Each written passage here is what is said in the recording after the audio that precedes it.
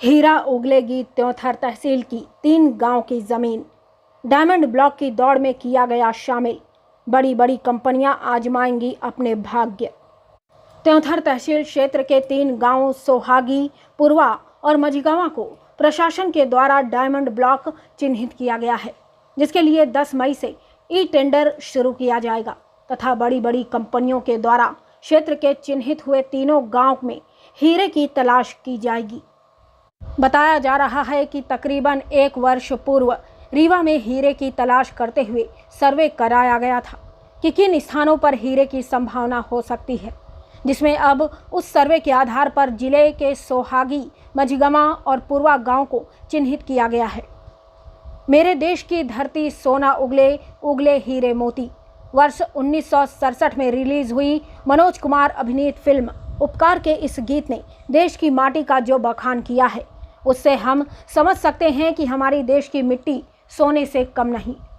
पूर्व प्रधानमंत्री पंडित अटल बिहारी वाजपेयी ने भी कहा था कि देश के कण कण में शंकर बसते हैं, और यही वजह है कि मध्य प्रदेश के पन्ना जिले में हीरे की खदान है, जहां पन्ना की मिट्टी हीरा उगल रही है। इसी क्रम में अब प्रशासनिक अमले द्वारा रीवा जिले को भी डायमंड ब्लॉक चिन्हित किया गया है,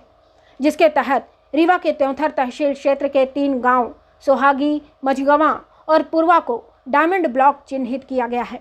जिससे अब इन गांवों की ज़मीनों में हीरे को खोजने की कवायद होगी। बताया जा रहा है कि रीवा की ज़मीनों में हीरे को तलाशने बड़ी बड़ी कतार बंद हो कर खड़ी हुई हैं, जिसके लिए आगामी 10 मई से ई टेंडर रीवा कलेक्टर की माने तो ई टेंडर के माध्यम से कंपनियों के द्वारा यह सिद्ध किया जाएगा कि रीवा में हीरे की खोज करने के लिए कौन सी कंपनी लायक है। दरअसल प्रशासनिक अमले द्वारा 1 वर्ष पूर्व ही रीवा जिले के तराई क्षेत्र में डायमंड की तलाश को लेकर सर्वे कराया गया था, जिसमें पाया गया कि रीवा की कुछ चिन्हित भूमियां ऐसे भी हैं जहां हीरे होने की संभावना है, जिसको ध्यान में रखते हुए अब रीवा जिले को डायमंड ब्लॉक चिन्हित किया गया है। ये बड़ी अच्छी बात है कि त्योंथर के सोहागी, मझगवा इलाके में के 3 गांवों में इसकी संभावना है कि वहाँ डायमंड हो सकता है, और इसलिए वहाँ पे उत्खनन करने के लिए टेंडर जारी किया गया है। और टेंडर के बाद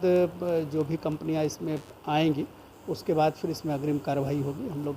उम्मीद करते हैं कि इसके आ जाने से उस क्षेत्र के विकास में नई सुविधाएं डेवलप होगी। पूर्व में सर्वे कराया गया था, और जब भी संभावनाएं रहती हैं तो उसके टेक्निकल सर्वे कराए जाने के बाद अगर संभावना होती है तब फिर इस तरह के कॉमर्शियल एक्टिविटी के लिए टेंडर जारी किया जाता है। तो जियोलॉजिकल सर्वे ऑफ इंडिया के माध्यम से ये सर्वे पहले कराए गए थे, और इसकी संभावना को देखते हुए इस तरह का टेंडर किया गया।